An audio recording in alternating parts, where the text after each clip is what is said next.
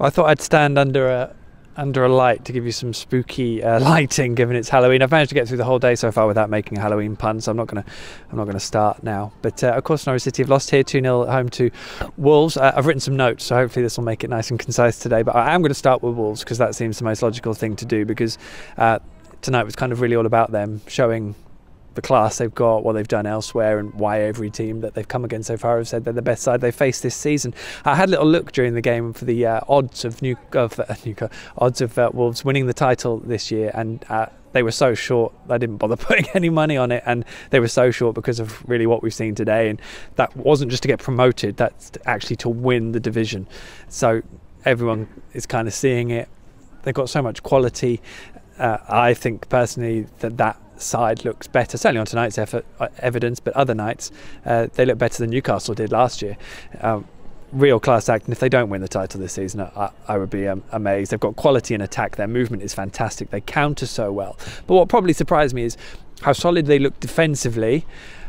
Likewise, the physicality they had, they'd really got stuck in, and I'd kind of wondered as the season went on how they would adapt to that. I've got absolutely no worries now, they'll be absolutely fine.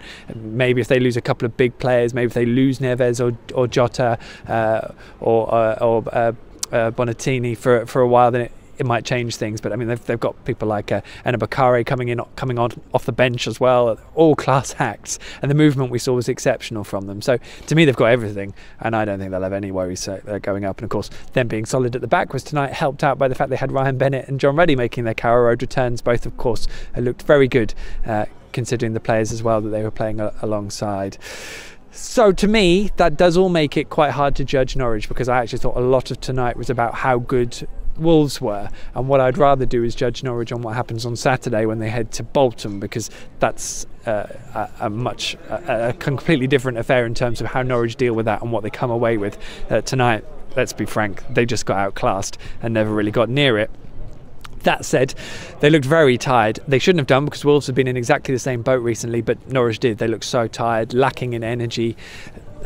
Tom Tribal, as I mentioned kind of on Saturday, I didn't think he played that well. Today looked at another level of tiredness and that lack of energy. A lot of people have said Mario Vrancic is suited to walking football, which is maybe a decent argument, but everyone was walking. There was no support. Players were being left isolated while Wolves had 2 or 3 up against them, and that was what kind of broke Norwich's possession down so often today.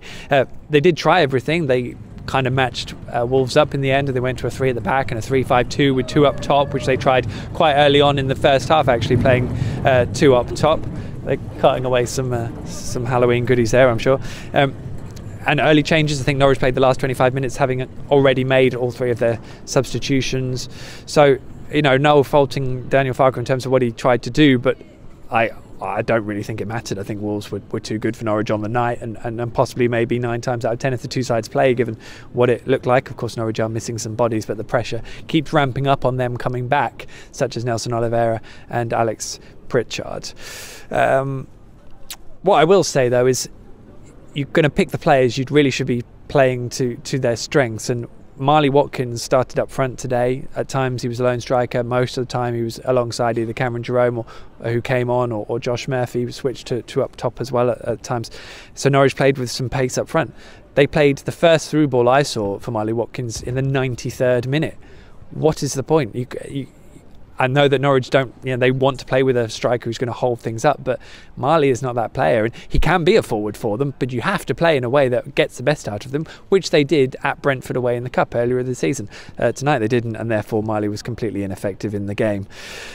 2 goals, they were really poor, 1 in each half, both coming from set pieces. One a corner, which again, I've written about it. It won't be about zonal marking. It'll be about the responsibilities that the defenders had in defending it. So it's no point blaming it just on zonal marking, because had it been man marking, it would have been someone else's fault, or it would have been someone specific's fault. In zonal marking, it'll still be someone specific's fault. It just looks like it's a system because it's a collective defensive system. That's my view on it.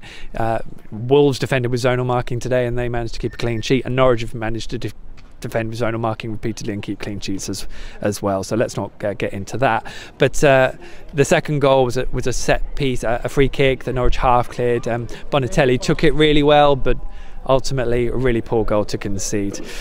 And that's about it really, isn't it? It does kind of whack the pressure on now. Norwich away from home on Saturday at Bolton, who picked up a 3-3 draw that saw the end of Simon Grayson's time in charge at Sunderland, all too brief. And Sammy Amiobi has started scoring for Bolton, so it's going to be a real tough challenge. Angus Gunn has already mentioned how robust they are as a side, Bolton. So there's a lot of pressure on Norwich's away form at the moment, and they're still not going to have many bodies back, I don't think, in time for Saturday. Possibly Yannick Wiltshire might be back involved after missing today's game for personal reasons. Let's keep our fingers crossed. So we'll have to see, but it's going to be a tough order on Saturday, and a game really where the pressure will all be on Norwich, unlike tonight, where, as far as I'm concerned, they came up against the side who are going to win this division, and probably at a canter.